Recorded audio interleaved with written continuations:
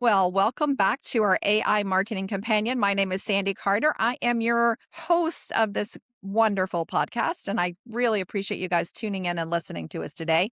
We have a really interesting subject, and it's very timely because we are going to talk about America celebrating our 250th anniversary. We have Mike Quinn who's going to join us on the show today. But before I introduce him, I just want to do a big call out and a big thank you for our two sponsors. We have SEMrush, who does SEO and GEO for marketeers around the world, including my company and my business, who I use SEMrush for every day, and as well Brevio. Brevio is just a great small business CRM tool.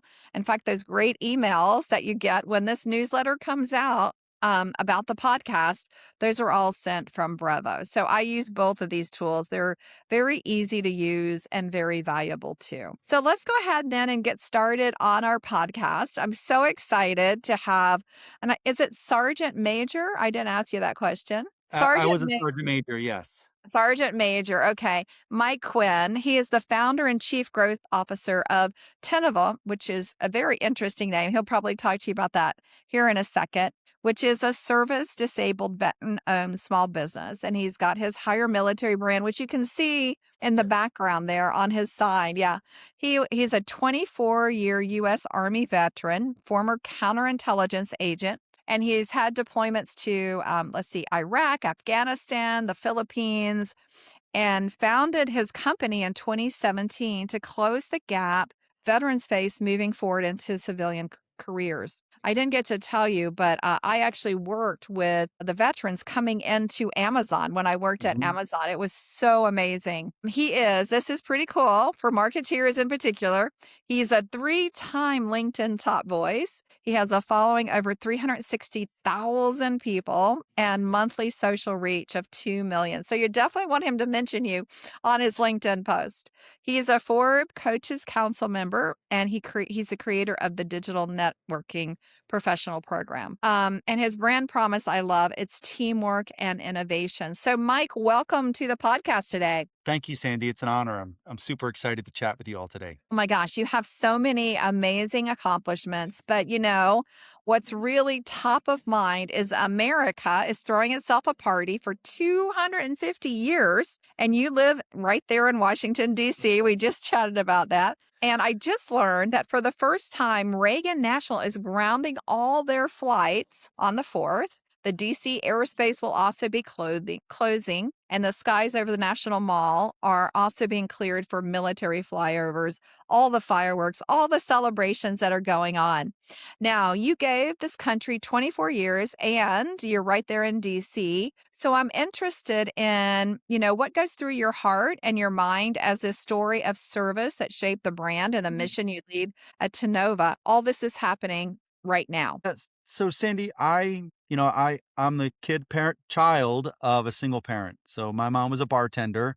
We grew up in Philly. We did not have a lot. And, all the people I grew up with really didn't end up in some of the neighborhoods I lived in, did not end up doing that much. And luckily I went to a good school, and when I felt lost, I joined the Army. And that was right after 1 year of college. And I spent 18 years traveling the world. 24 years total in the military, but 18 years were living overseas primarily. I've been in Europe, Asia, the Middle East, Central America. I'm just like all over the place. And what I'll share is that there is nowhere that gives you the same opportunity we have here in America. Like, I would never have been able to go from being the child to a single parent bartender to where I am today in any other country in the world. It's just not possible. And that's what I get whenever I talk to people. That's what I get when I talk to the Uber drivers that came here from other countries, or people that started businesses from other countries, is that America gives us such incredible opportunity. And having seen it around the world, from the poorest to the poor on up, I'm thankful for that every day. And being in DC area just makes it so much more powerful. Yeah, it's really it's fascinating what America does. I mean, it gives everybody such a chance. The American dream, right? We hear this Mhm. on Shark Tank all the time. American dream. Now, America 250 is, I think, a big marketing moment that's coming up. Mhm. Brands everywhere are trying to wrap themselves in red, white, and blue for the big celebration. Now, as a Forbes Coaches Council member, you live in the marketing world, and we talked a little bit about how you think about marketing differently. I want to hear about that. But how do you think that companies honor America's 250 in a way that feels authentic and earns trust versus just a Mhm. marketing thing?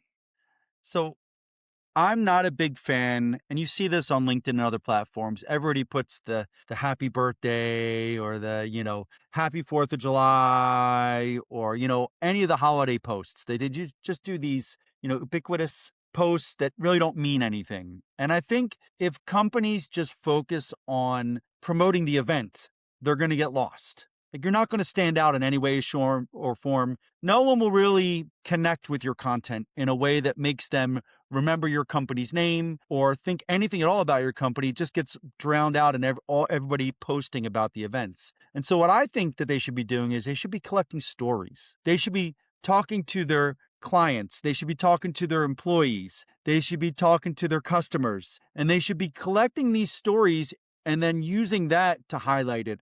And it's easy ways you could do that. You could talk to any of the veterans or veteran family members or family members of first responders that are in your organization and hear their stories. What brought them to your company, what makes them enjoy being a part of your team, and by sharing those stories in a patriotic manner, you could wrap all those up into a nice, fancy video. That's how you really like tug on the heartstrings. That's how you make people really trust you because it's not an advertisement. It's people just like you sharing their stories.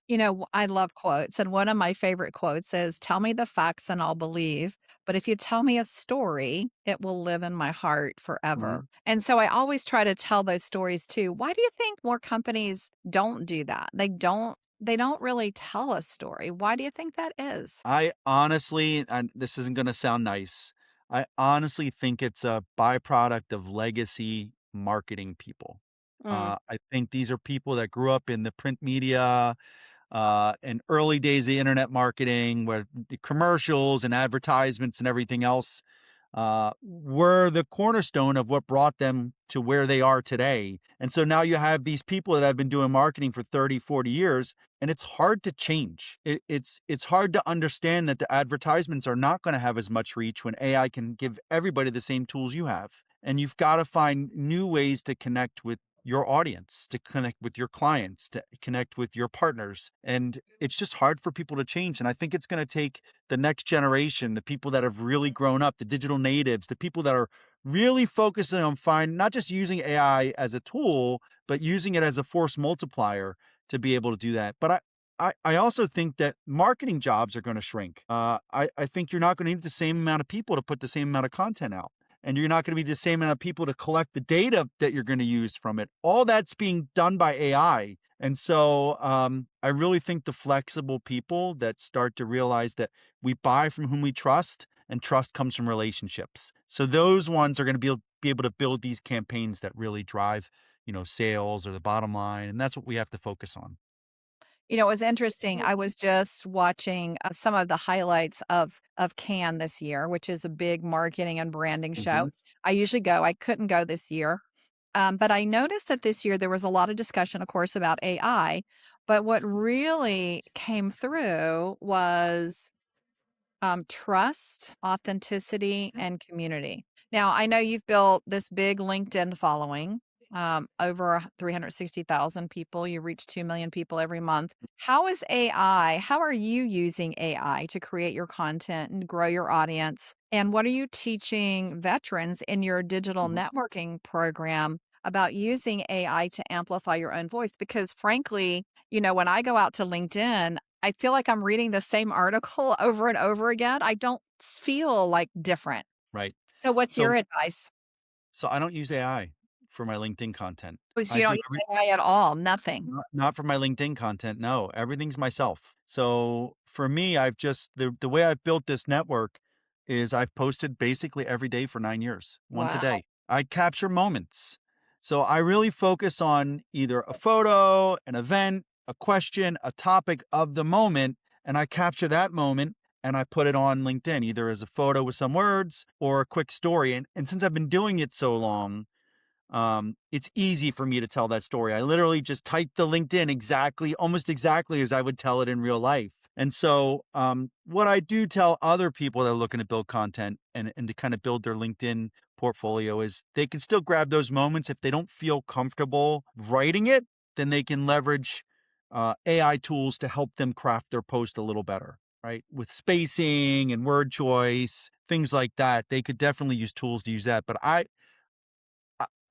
think the important distinction is also what is my intent on LinkedIn? Like, what am I trying to grow? And I'm not selling t-shirts, or I'm not selling makeup, or I'm building relationships with people that I may have to work with at some point in the future. And so for me, it's very important to be authentic. It's for people to know it's me, to hear in my voice, to see me in the photos, and in the comments. And so, yeah, it's all me. But for people that are new, I definitely recommend using an AI tool to just help you craft the format. You don't want like 6-line paragraphs. You don't want too wordy of a post. They can definitely do it really quickly and easy with a tool. Mm. Yeah, as long as they still have their voice in it, right? Because Correct. otherwise, I forget the line, but it's something like, "This stopped me dead in my tracks." I think I read that so much, and I know that's coming from, from AI. So, how much time do you spend doing your LinkedIn post, would you say, a day? Just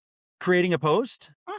And uh, creating a post, like, thinking about it, getting your picture, and 10 posting. to 15 minutes, 10 to maybe. 15 minutes a day. Yeah. Yeah. And what about for your company? Do you do the same for your company? So I don't do it for the company. I have some people of the team that do the company because we don't want I did it early on and my voice was the company voice. And Mm. so there's no diversity there. We reach less of an audience. So the company is other members of the team do the company voice so that we have a better brand reach. And for the company, do you advise the same for them just to write it, or do you use tools? So that the main person that does it, she writes it herself and then she puts it into an AI tool and says, "Make this into a better LinkedIn post." Mm, And so they get the spacing and the words and the terminology better. That she always runs everything she sends through an AI tool to check it to make sure it's done well. I see.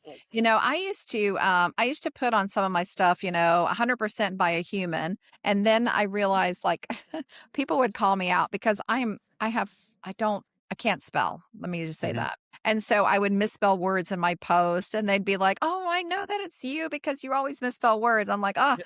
And so I started running it through AI so that it wouldn't have the misspelled words in it. And then people were like, "Oh, wait, you can't say this is 100% human now because you're running it through the tool." So, anyway, what do you think about that for credibility? Like, do you think that people should, if they're going to use 100% human, not even have AI like edit it for content? I mean, for grammar and spelling too?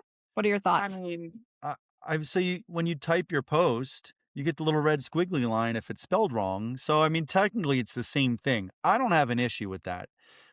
If it's your words. I think that it's fine. It just the problem is if you have AI. So when I talk about using LinkedIn, it's about building relationships and trust at scale, right? So you want people to know who you are, know what you do, think of you when they have problems that come up, or think of you when they need something, right? Or take the call when you call them because they recognize your name. And so if somebody else is doing your content, it's not really you. That's true. That's a And great. and so again, for me, it's not about, buy my hire military t-shirt. It's about, me. And so if I need a call or, if you're hiring for something, you need help, or if you need something, you realize, and trust me, I'll get it done because you see me and hear my voice every day. So the Uh-huh. reality is I just want people to make sure it is, like you said, authentic. It's got to be you. It's got to be your voice. When they use the same words and it seems too like dry, then we never get to know you. And if it's only work and we never see anything personal, then we know it's just work and we don't get to know you. So you have to have a mix of the personal and professional in there as well. Yeah, it was so interesting because one of the first times I posted something personal, someone immediately called me out and they said, "This is not Facebook. This is LinkedIn. This is work." And I said, "Yes, but I bring my full self to Mhm. work." So I need to be able to express that. So it's really fascinating how many people will call you out for different things, which they probably wouldn't do if you were sitting across from each other. But it is interesting the power social gives people. Yeah, I agree 100%. I tell people treat LinkedIn exactly as you would real life. Mm. Don't say anything to someone that you wouldn't say right to their face the first time you met them because you get access, right? So you could send a message to just about anybody and just make the big ask, but you would never do that in person. No one would ever say, don't talk about your kid or your favorite sports team to your face. I don't want Yeah, to hear that. No one would ever say that. And so, for everything we do from engagement to comments to posts, it should be things that you would say to anyone in your company, right? It would be things that you would say to anyone the first time you met them. And conversely, don't touch any topic that you wouldn't say to every single person in your company, right? yeah, Like, so I was at EY, I was for 2.25 years, I was a senior manager at Ernst and Young, and I had to learn, don't post about anything that's divisive because you lose half your clients, you could lose half your customers, half your business partners, half your employees. And so I always tell people, really focus on the topics and share the good, share the successes, highlight your team and do that in a way that's non-divisive, that brings people together instead of trying to share anything divisive because you're not going to convince any random stranger that they're wrong via social media. All you're doing is, kind of alienating half your audience. it's a great point.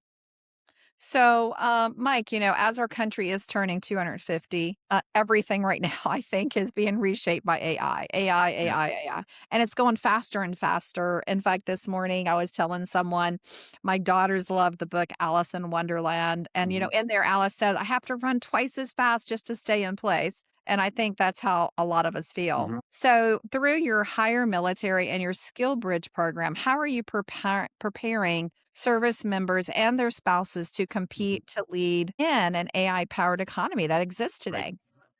I think there's a couple elements of this. The first thing is choosing roles that are not going to be replaced by AI in the very near future. I have one of my very good friends, so he's a veteran as well.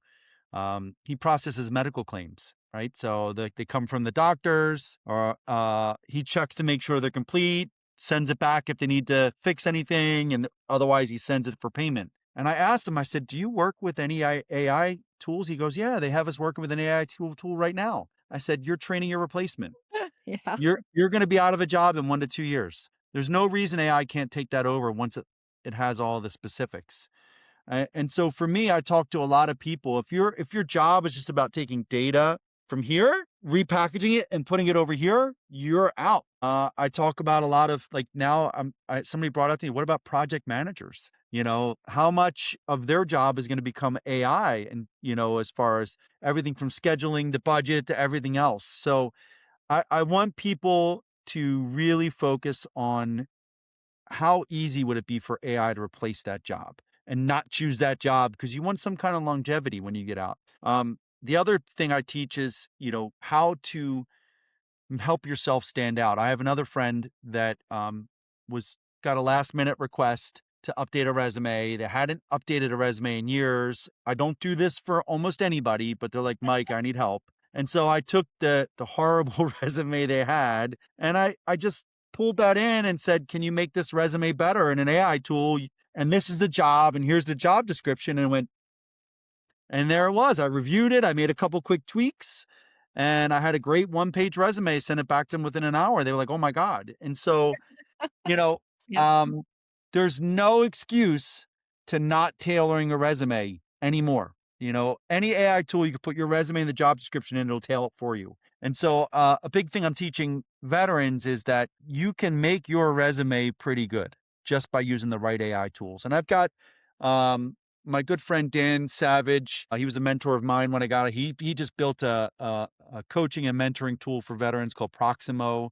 Another guy, Brad Tachi, that I know from, he's actually living in Japan. He created Best Military Resume. So there are two great resources for, service members, veterans, military spouses to use to leverage AI to help them figure out what's next. That's really good. Yeah, and I also, as a marketeer, I play with marketing tools a lot. So I was Hmm. playing with Ploy this weekend that helps Hmm. you redesign your website. Hmm. Oka has an AI CMO that you can use to advise you as well. So even in the marketing field, there's tons of tools out there nowadays. I would say don't get overwhelmed. Like you can't try every Mhm, tool, even though I am trying to try every tool because I teach about it. But there are so many tools out there. And if you find a tool that works for you, I think that's a great way to see what the future is too, right? Where things could be replaced no matter what types of jobs that you're doing. When I was at Amazon, I helped veterans look at marketing or go to market jobs. And these are mhm. some of the things that we chatted with them about as well. I love it. I think one of the things that we're coming to, is you've got AI helping write resumes, and you've got AI at, applicant tracking systems at reviewing resumes and ranking resumes. Yeah. And so what I'm starting to see, just like you mentioned about seeing posts with the same taglines, you get the same resumes that come in. They all look almost exactly the same. And so I think what's going to happen now is you're going to see people lose out on that. It's going to be easy to get lost in the sauce because everyone's using AI to write it for the same job and they're submitting to the same platform. And so what I really think is going to be separating the haves and the have-nots in the future isn't necessarily monetarily based. It's going to be relationship based. Mhm. How do you get that referral? Who do you know that's going to say, "Hey, I know Sandy, she's awesome. You need to talk to her," because otherwise, you're going to submit your resume into a pool of 800 to 1,000 candidates for every job. And it's Yep. going to be close to impossible for a recruiter to not miss the gem. And so I really can't focus enough how people need to build relationships and trust. They need to spend time every day growing their network, so that it, AI becomes a multiplier instead of something that loses you in the system. Yeah, I agree with that. I would also say one more thing because I'm interviewing Yep. right now for jobs, and somebody sent me a resume from a referral.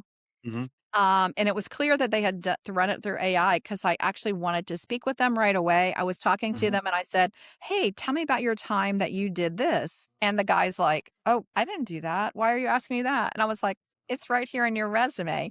So what had happened is Mhm. he had used my job description and taken his resume and I guess AI Yep, embellished so yep, make sure you read that resume before you send it out there too, right? yep, yep, Uh, and that's a huge part. Recruiters have to talk to every candidate to make sure the person matches the paper, and I see that all the time where I'm like, "You didn't write this. You are not this person on paper." Yep. So Yeah, it is. It's really true because you forget about it. So I know your company name is a combination of team and innovation. I mhm, talk a lot about AI first and human always. That's the latest book I wrote.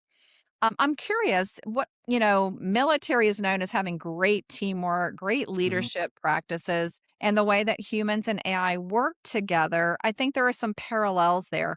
What do you think marketeers could learn from how the military builds trust in a Mhm. team and on a team? So to me, the way we build trust in the military is we actually get to know people. We spend so much time together and we know, their family, the holidays, where they come from, what makes them who they are, what their goals are, what they like, what they don't like. You get to know people. And when you know people, relationships and trust, right? And so I think marketeers really need to look at how they can highlight their team, right? How you can collect information that tells their personal stories. There was a Navy captain. He just got pinned on his star to become an admiral.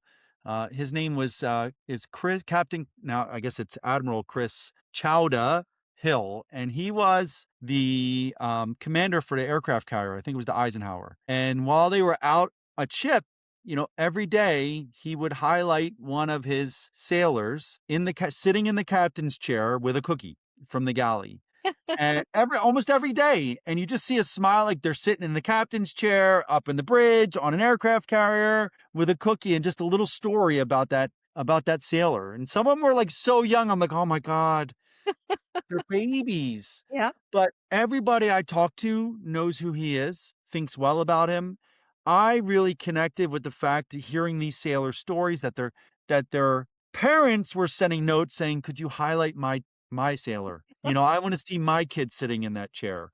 And so I think that, it's kind of genius, but I think that companies could do a better job of highlighting their team. Not just like, this is Mike, he works in the marketing department, but like this is Mike's story. This is what brought him here, and I think that everybody that knows Mike will instantly love the service, the company, the product, whatever it is. And then people that have a similar background to Mike will, so you're building those connective tissue, those fibers, the relationships and trust through the stories of your team and of your customers or clients.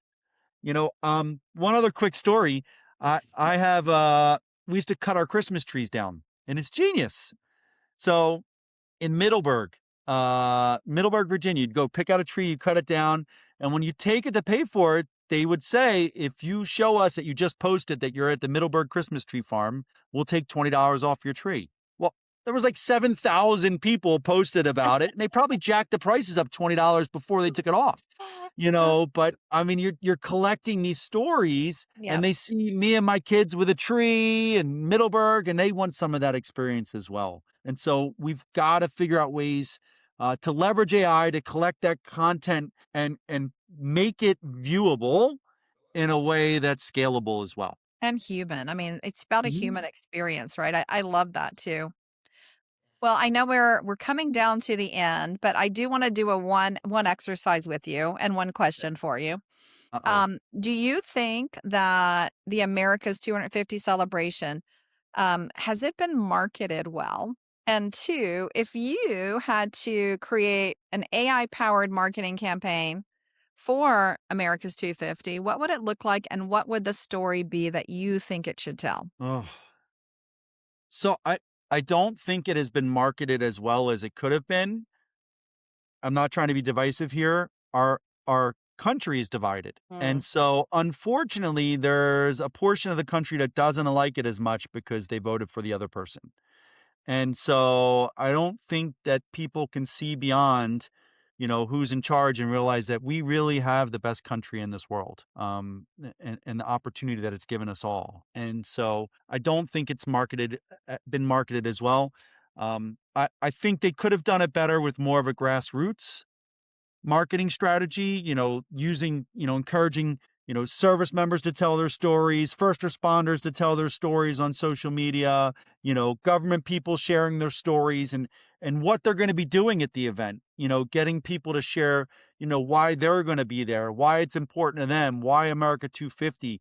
That's what I would have really loved to see is more people sharing their specific stories on what America 250 means to them. And there's still time for them to do that. But, I would love to see like personal stories. Like, you know, uh, I spoke with one service member who joined the Navy because he was homeless living under a bridge. Wow. And he became a nuclear technician and made it through that schoolhouse and got out and got a six-figure job. I mean, it changed his life. And so, again, nowhere else in the world can you do that. And so that's what I would do. Yeah, I think that's really interesting. I was at CES this year in January, and they did a really good job on on the soccer match, the football matches Mhm. that are going on now. I think they did a really good job Mhm. there. I wish they had done more, but I don't know if you can see these. These are little red, white, and blue bracelets. Yep. They're from the Word Project, Mhm. and they have USA on them. And what you do is there is this little. I love this marketing. I think it's genius. I don't know if you can see this little tag, Yep. but you can you register the bracelet and then you give one away. And when you give one away, you watch it. It travels like all over. So one of the bracelets I gave away, it went to Wyoming, went down to Florida. Somebody gave it away, went up to Maine, went back to Oregon. And I just thought, wow, what a really cool way to tell a story. And you're passing on, red, white, and blue and USA. I thought that was a really good way to amplify and to tell the story. So Uh, I love it. I'm a former counterintelligence agent, and you uh-oh. just put an RFID tracker on people without their knowledge. So just like it's like you just air tagged them and didn't tell them. So Maybe. I don't think they can track precisely where I am right now, but when you register the bracelet, you tell it where it is. I know. Anyway, Let's move on to the next topic. counterintelligence, that's right. Okay, so as we move on, this will be our last question. As Yep. we move on towards, let's say, 275 instead of Yep. 250, what is your hope for the country and for veterans? and the role you see in a of AI in opportunity and hiring. What's one thing you want everybody to take away as the episode ends today? You know, I believe that the playing field is going to be leveled with AI. Everyone's going to have access to the same resources, the same tools. And so I think there's a real opportunity for even more growth. But there's also an opportunity for it to become like this in society, like we see in some of the science fiction kind of movies. And so what I would encourage everyone to do now is when they have access to these AI tools is to start playing with them.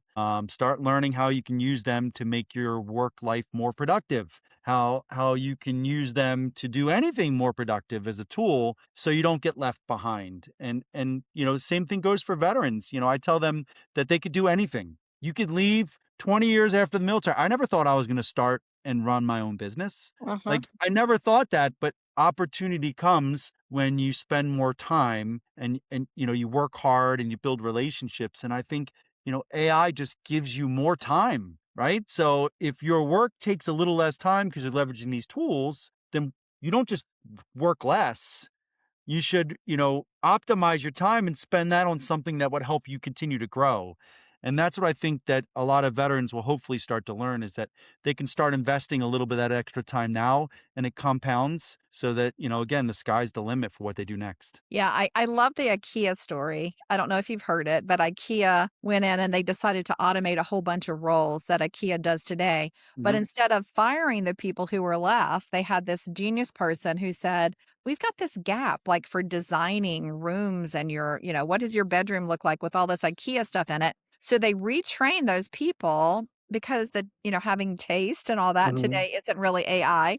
And so they moved those people to have that taste and that Yeah. design to help others. And I love that story because to me, that is really the spirit behind AI. It's Hmm. not to just replace us, it's to give us time to do what we're really good at, that creativity Hmm. that really, helps so many others. Exactly. Well, thank you so much. And thank you guys for listening to the AI Marketing Companion today.